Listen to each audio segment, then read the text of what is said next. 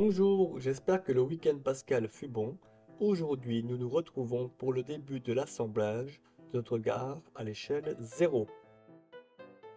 Pour commencer, je me rends sur le site de boismodélisme.com dans la rubrique Conseils et astuces, puis papier peint. Je vais télécharger les papiers peints et parquets qui m'intéressent pour décorer les cloisons intérieures de ma gare. Deux fichiers PDF, un pour l'échelle à chaud et l'autre pour l'échelle 0, sont librement téléchargeables et imprimables pour décorer vos bâtisses. Je colle les papiers peints carrelage et différents parquets sur les pièces à l'aide de la colle blanche. Je colle la pièce, puis je viens découper le contour afin d'avoir une découpe nette et précise. Veillez à toujours avoir une lame de cutter en bon état. Les matériaux dérivés du bois tels que le carton, papier, médium sont des matériaux extrêmement abrasifs et les lames de cutter s'usent plus vite qu'on ne le pense. Si votre lame de cutter commence à arracher le matériau plutôt que d'être découpée, c'est signe qu'elle est usée. Pensez à la remplacer.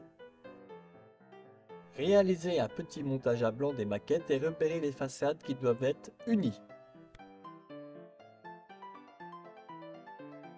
Dans mon cas, les papiers peints ont été imprimés sur de simples feuilles blanches avec une imprimante de bureau.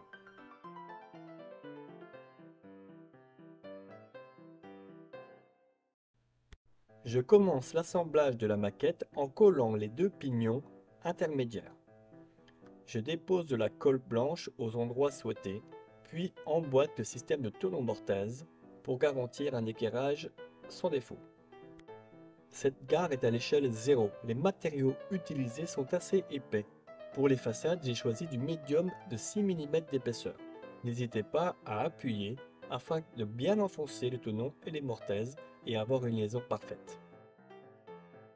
Je continue le montage en insérant le plancher de la partie centrale.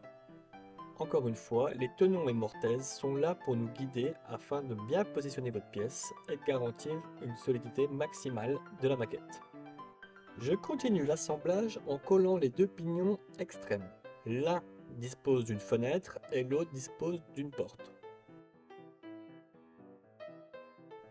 Notre gare commence à prendre forme. Je continue en collant les planchers correspondant aux ailes et à la partie centrale de notre gare. Afin de ne pas laisser de traces de colle sur mes murs intérieurs, j'enfiche les planchers par le dessous de la gare. Autrement dit, je viens emboîter la gare autour de son plancher par le haut. On va maintenant placer quelques personnages afin d'animer notre gare.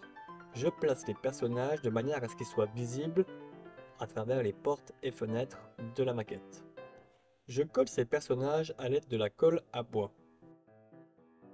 Avant de les coller, je m'assure qu'ils soient stables. Si besoin, je découpe un pied ou une chaussure afin de garantir un équerrage plutôt correct et une certaine stabilité qui le maintiendra.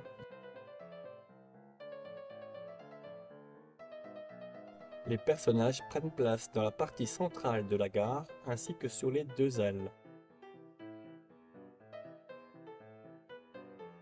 Voici les personnages bien mis en place. Notre gare avance pas mal. Prochaine étape, la charpente et le toit.